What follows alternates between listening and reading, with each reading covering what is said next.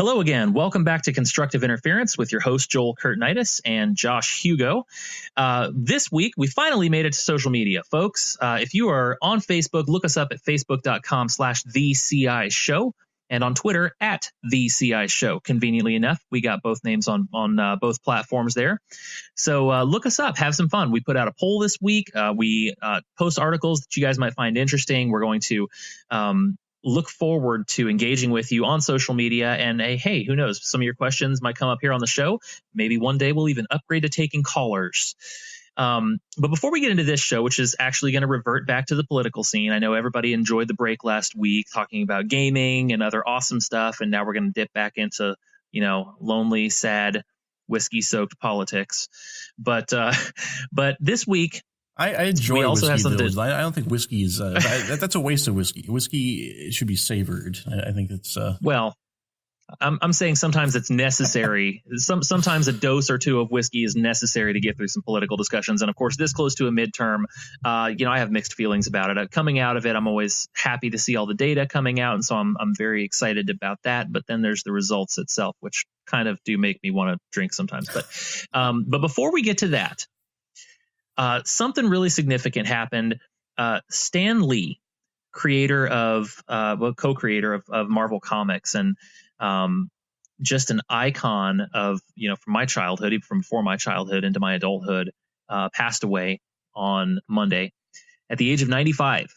And I think we would be remiss to not take a minute and think about Stan Lee and what he's kind of given to our generation, what I would call, I believe in being a modern literary genius. Honestly, I think that's what we just lost, and I'm sure there's going to be a whole lot of folks, who have discussed his impact. But as somebody who grew up a comic books nerd, I really can't overstate it. I mean, there was a lot of things before I got to the point where I could, read classic literature and really appreciate it the way I should.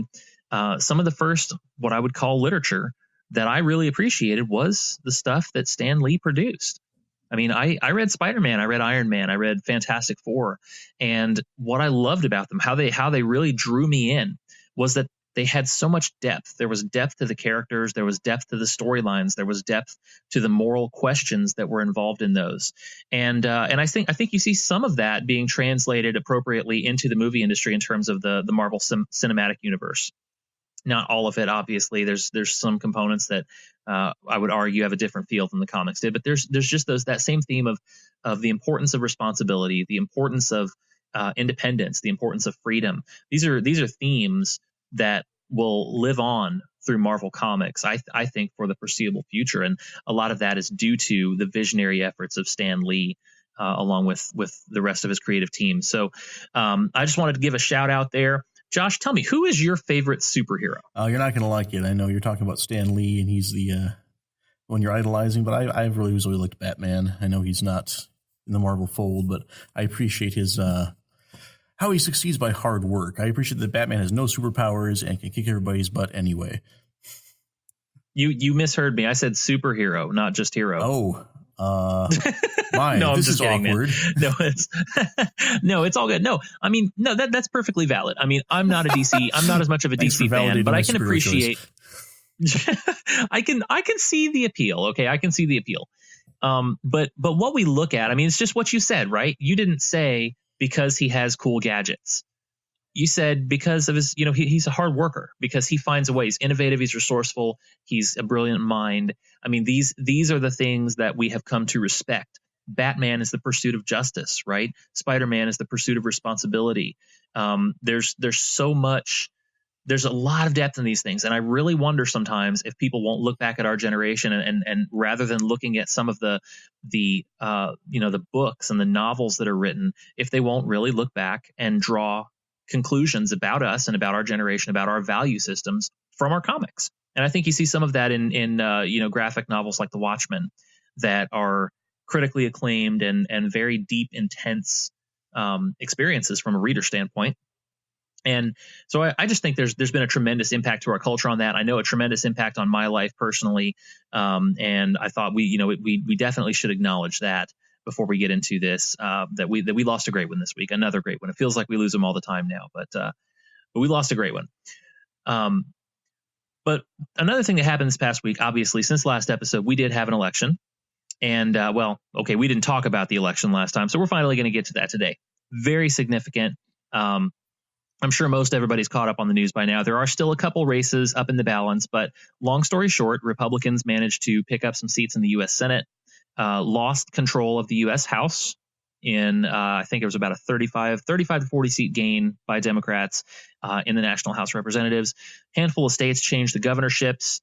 And the state legislative control didn't, the balance didn't really tip that much in terms of state legislative controls.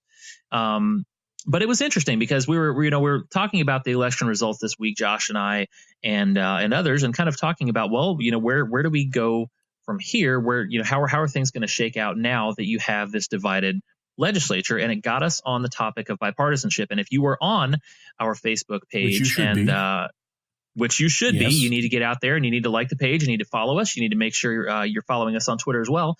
You would have seen a poll posted asking what you thought about bipartisanship. So, Josh, tell our listeners what that poll was about and what the results were that we came away with. Well, basically, the question was, do you really want the two parties to work together, or do you like it better when they're fighting and gridlocked?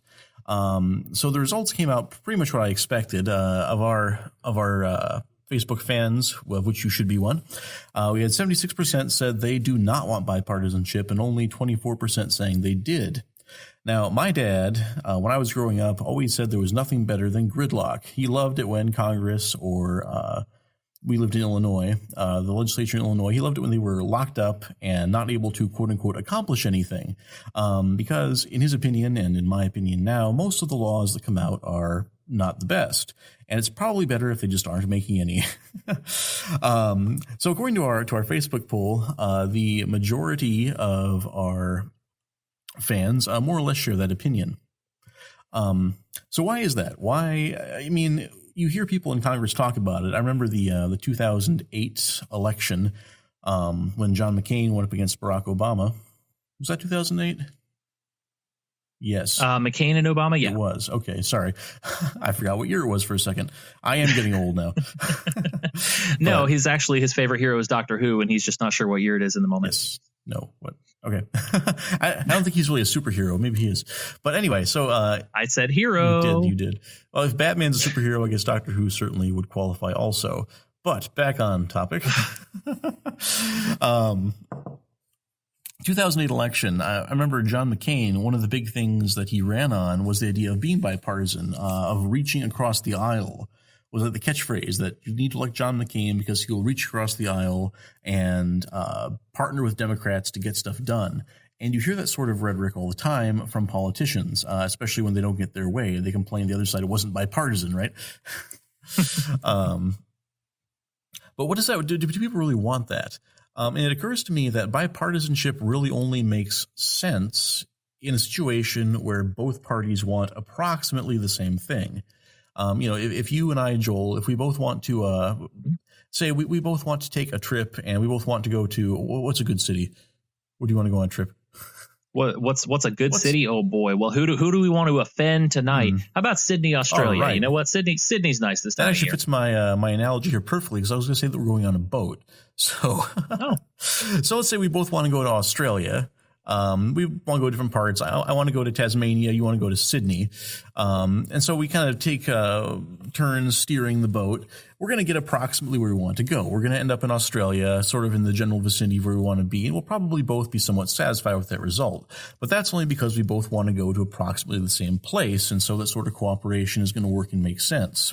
But if you want to go to Sydney and I want to go to Anchorage, Alaska, and we try and share control of the boat in that case, we're going to end up in China where neither one of us wants to end up at.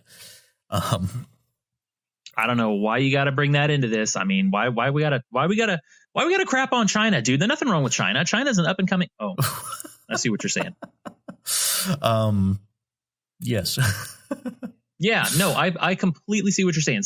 So I agree. I mean, bipartisanship, I get scared when I hear the word bipartisan in front of things, honestly, because I mean, I guess the quote's attributed to some guy named Gideon Tucker, who's an American lawyer back in the day. But he's credited with the phrase "no man's life, liberty, or property are safe while the legislature is in session."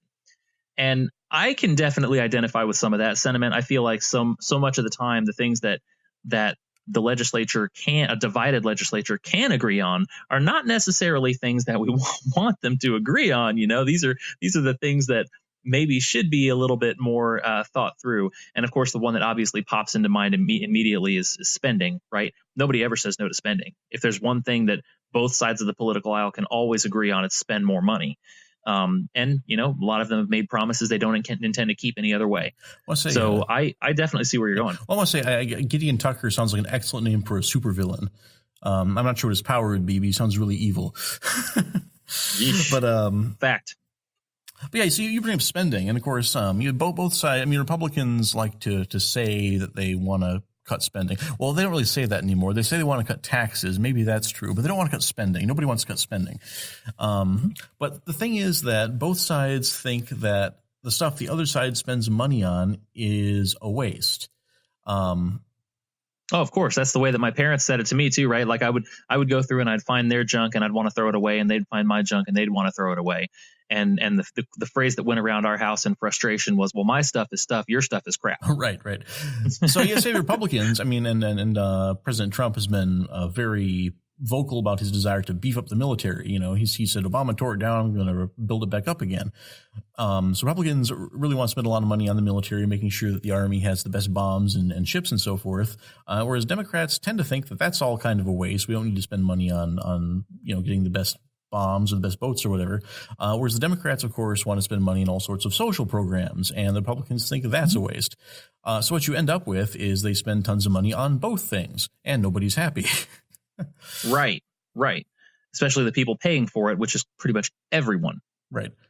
Yes. No, it's and the spending. The other part of it is, the spending is again, when you get to the point where the stakes are this high in a divided government, all of a sudden it's all about power and who can accumulate more of it. And people realized all the way back in ancient Rome that you don't accumulate power by telling people anything other than what they want to hear. So if you tell people what they want to hear, which is, of course, we have money for that. Of course, we have money for the military contractor that's putting up a factory in your backyard. Yes, of course, we have money to double the pay rates of the social workers in your area. I mean, this is the kind of conflict, like you mentioned, that goes back and forth. It's just a question of priorities. And so then the bipartisan agreement comes out because, yes, we can all agree on this one thing because it's all of our rear ends on the line. Right. Yeah. So we're going to pay for both things, all the things. Let's pay for all the everything. things. Yes. But that's one of the points. A pony for every child. Well, I mean, yeah, we.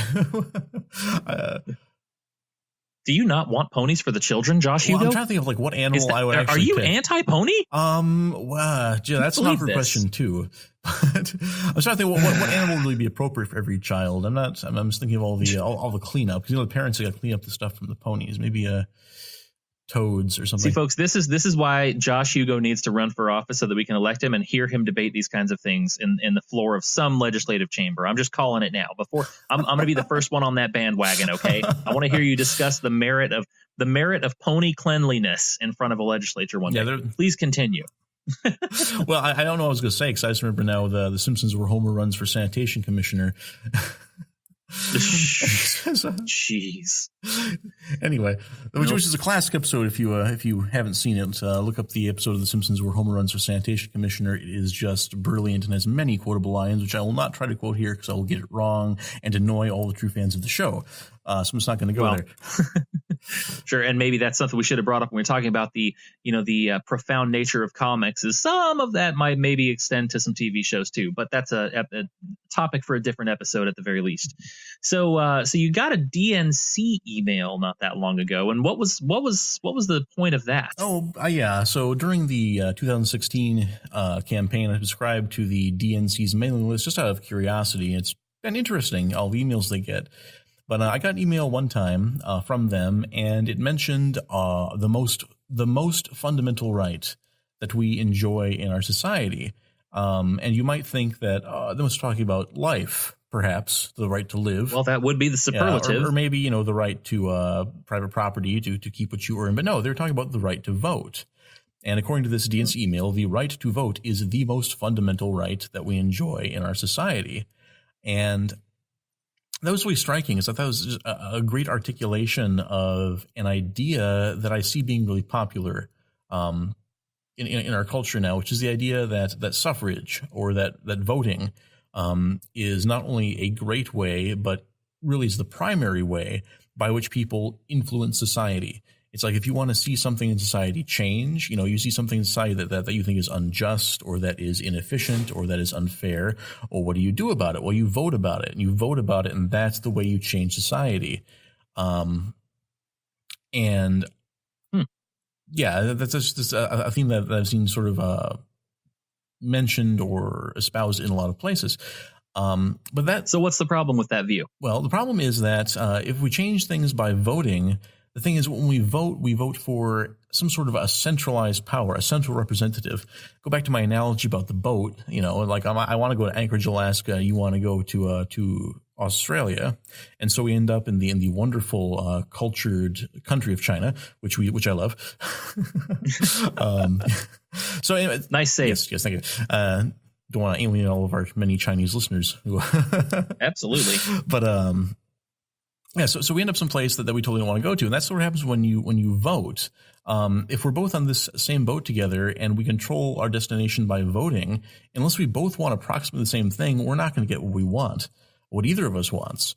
So this idea that the way you change society, the way you make society more just, the way you make society more efficient or whatever, is by voting, is kind of messed up, because unless we pretty much all of us, all 333 million of us in this country, want pretty much the same thing, it's not going to be what any of us want, and we won't actually be represented. So yes. So you're starting to sound a little bit like you're in favor of a monarchy. Who's the king? Is that the case? Do I get to be the monarch? Because I could go for that. Well, no. So I was being a little facetious, but I do want you to address though a criticism that you can run for that, right? To vote for kings. Anyway, I was going there if you didn't. No. Yeah, that's your political homework for this week. If you haven't seen Monty Python and the Holy Grail, any direction from if there's an election within a month, you're safe to watch it. Okay, just go watch it. No, but there's this undercurrent in my more libertarian circles. There's this what I would call a trendy undercurrent of calling people who vote stupid and saying, "Oh, see, you vote, you're empowering the system, and I don't, if you're voting, you're trying to put someone else as a master of your neighbor, and you don't have the right to do that." So how would you respond based on what you just said? How would you respond to the critique that, well, voting is actually enabling oppression? Well, it's not wrong, but it's also not useful.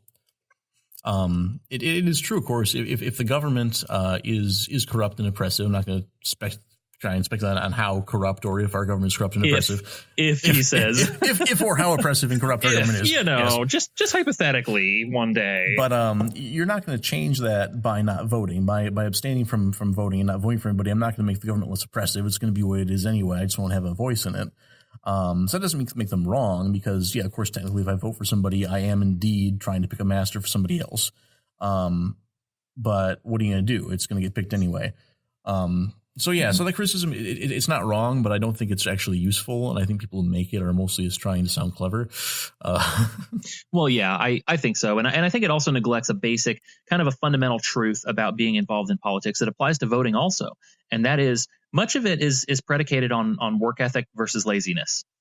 I mean, it really is. The largest voting bloc, at least in my state of Iowa, but I believe nationally as well, just due to demographics, is the younger voting bloc. Millennials are the largest bloc right now, but millennials do not have the largest influence in a whole host of elections, even though there are more of us. And that's because we don't show up.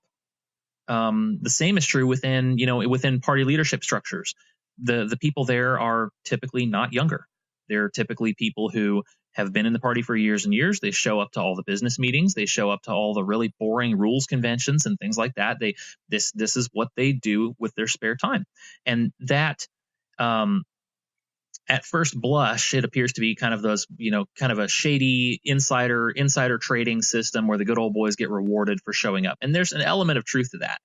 But there's another element of truth that is, if you show up and you work hard, it is in its own way a merit-based system, and voting is to a degree as well, which is why you see such massive turnout drives by everyone trying to motivate people to turn out. I mean, you would think people would be excited to go vote their own destiny, but they're not. It turns out that people are actually lazy, and given the choice on a Tuesday night between going out to vote in November and going out through the snow in some places to go vote or sitting home and watching Netflix, the majority of people in a certain demographic are just going to watch Netflix. Well, I'm not sure it's really laziness, though, as much as it is cynicism. If you don't believe that your vote is really going to make a difference, if you think that whoever gets elected, be it the Republican or the Democrat, if you think whoever it is going to be corrupt or is going to be dishonest, and there's that old joke that all politicians are really the same. Do you vote for Kang or Kodos, another Simpsons reference? And so if that's what you believe about it and you're cynical about it, it's not being lazy. It's just thinking, what's the point? Well, sure. And that's granted. And obviously, millennials are known for having a bit of a nihilistic outlook on the world. So I definitely can identify with the cynical angle. What I guess I would say that there's in my experience in politics anyway, there tend to be two different types. There are the types who are true cynics who really don't believe on principle that it's going to change anything, and therefore they choose to invest their energies elsewhere. And then there are the types who use that as an excuse so that they don't actually ever have to do anything inconvenient. And so it takes both to fail the voting test, but they do seem to work together. There's more bipartisanship we're talking about. Those two sides come together on it. So, but back to the bipartisan question. Honestly, I don't see, I'm a fan personally of gridlock. I mean, and this came up in our poll. Obviously, I'm not alone in that. There's a lot of people who are that way.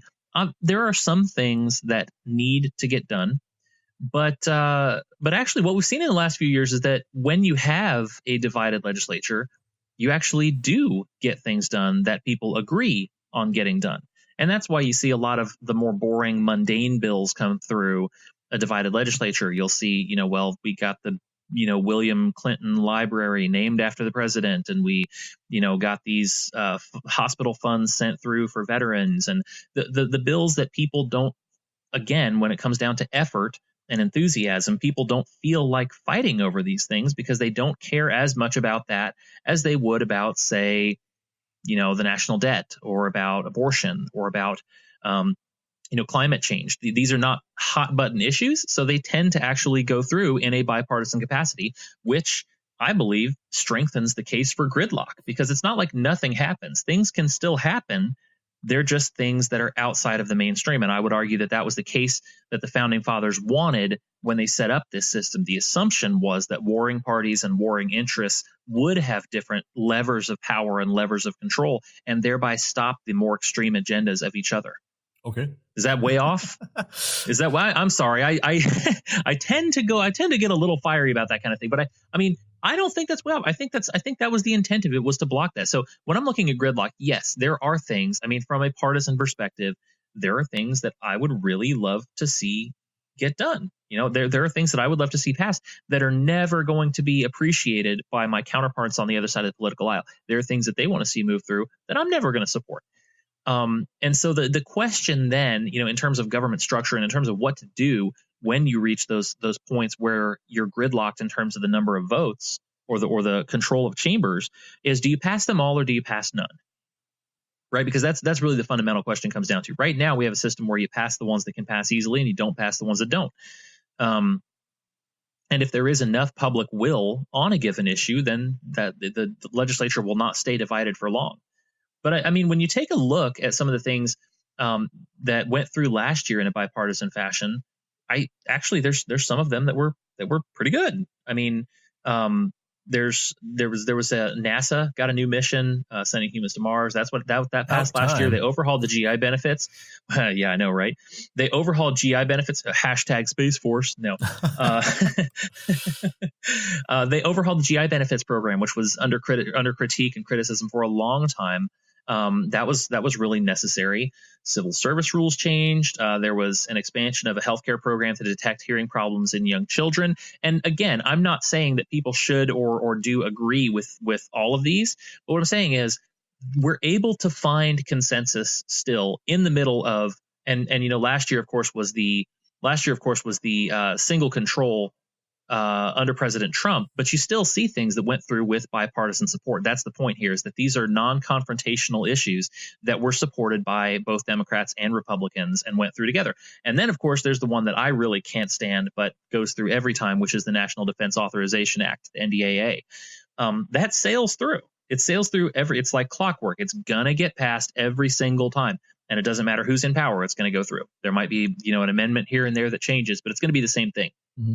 And so, I mean, when the priorities are there, people do find a way, even through gridlock. Well, it's really funny. Just like I said, the amount of things that the parties really do overlap and agree on, because to hear either of them talk, I mean, you've had the whole last 2 years, the Democrats basically accusing Trump of, sympathizing with Nazis.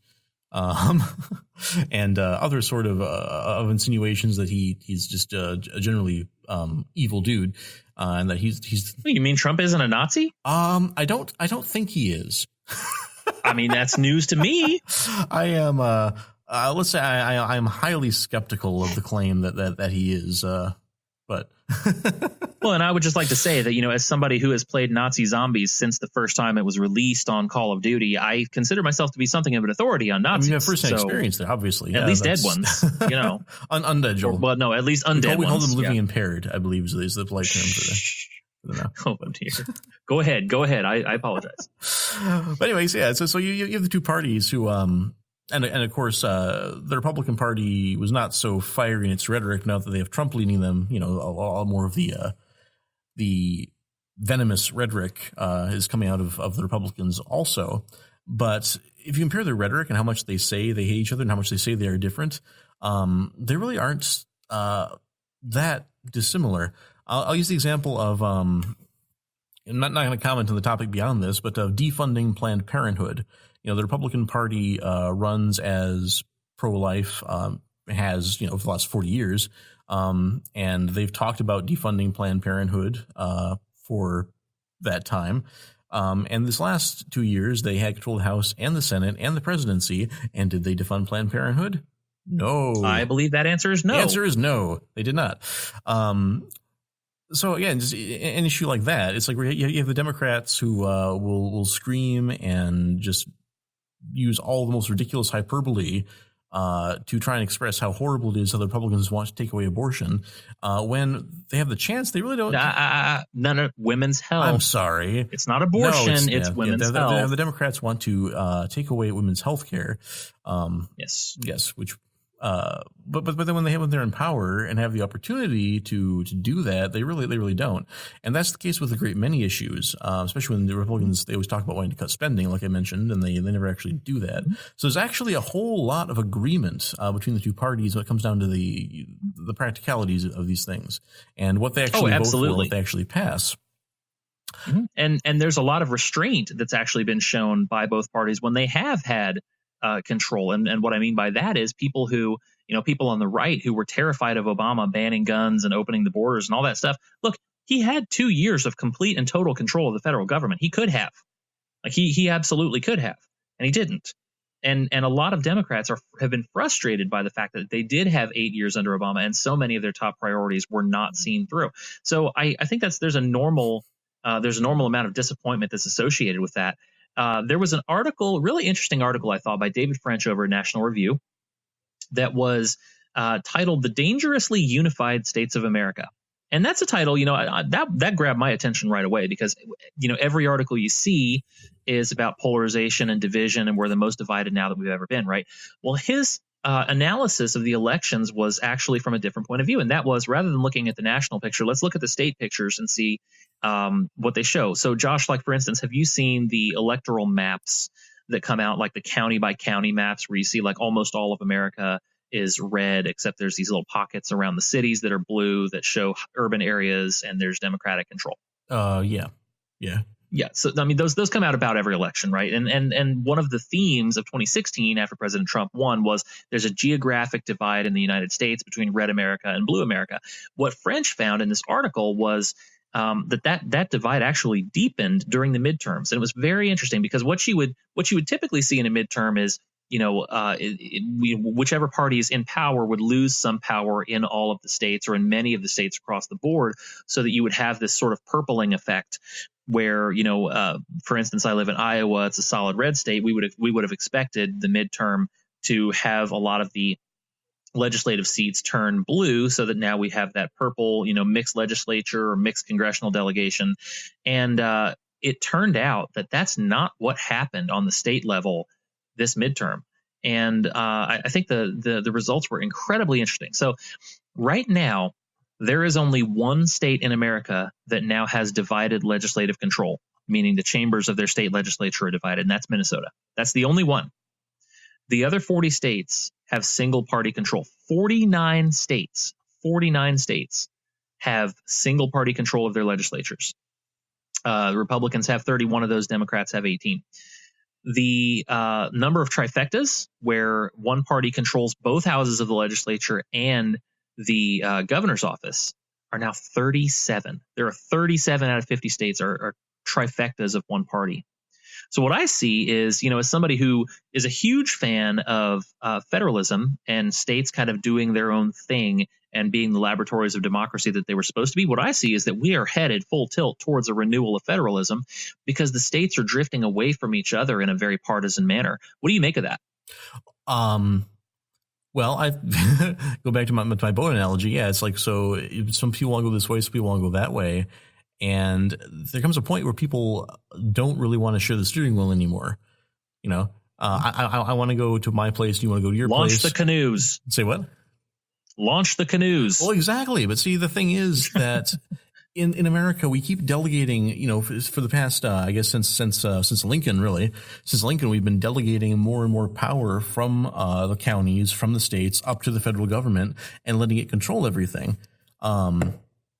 So we talked about Kavanaugh a couple episodes ago, but it's just really amazing the amount of importance that is put on the Supreme Court nominee, and some of that's people can get a little hyperbolic about it, but it really is true that whoever gets in that court has a huge, or has the potential to have a huge effect on every person in the country, because there's just so much power consolidated there at that federal level. And with as ideologically divided and as partisan as the states are becoming, it's getting to a point where there's just no way to keep everyone happy if everybody has to use the same steering wheel. But fortunately, the way our country is set up, we actually have, like you said, 50 different canoes. And the original plan of the United States was not for them to be, one country with provinces, but for them to actually be united states, where each state would function more or less autonomously, more or less as its own little country, and they would be united for some purposes, united for common defense, united for trade and all that, but mostly would run themselves. And so I see with the increasing partisan division that you mentioned, especially the geographical partisanship with the red people and the blue people, sort of separating themselves and congregating in different areas, definitely a potential for a return to that. Because when nobody's happy, this desire to preserve the federal system as being this sort of all-powerful monolith that presides over all the other governments, I don't see how there can be a lot of will to keep that in place when everybody is so unhappy with the general direction. Yeah, no, I agree. And it's mystifying to me. The geographical breakdown of this is really mystifying. And the question is, where do we go from here? The possibilities of this, on one side, you have the fears of the founding fathers and the authors of the Federalist Papers, which were, Madison and Hamilton and Jay, who argued against the weaker federal government that was there before under the Articles of Confederation, saying, well, states are going to be increasingly competitive with each other and get into conflict with each other. And if we don't have a stronger federal government tying them together, we could wind up with a bunch of warring states, which is not what anybody wants to see. But the other possibility, and I think was the stronger possibility, honestly, in view of American history, is that you will have this pendulum effect that seems to happen everywhere, where, you have this return of power to the states as long as you have a federal government that sort of allows it. And then at some point you will have a stronger federal government stand up again and sort of return that balance. But it'll be interesting to see where it goes. I mean, there's a lot of there's a lot of possibilities with it. So, when we post this episode on Facebook and Twitter, another plug there, make sure you give us a follow, give us a like, and let us know what you think is going to happen. Give us a follow on Facebook.com/TheCI Show and on Twitter @TheCI Show. Thanks for joining us so much for joining us on Constructive Interference. And until next time, Excelsior. Excelsior. Excelsior. Excelsior. Excelsior. Excelsior. Excelsior. Excelsior.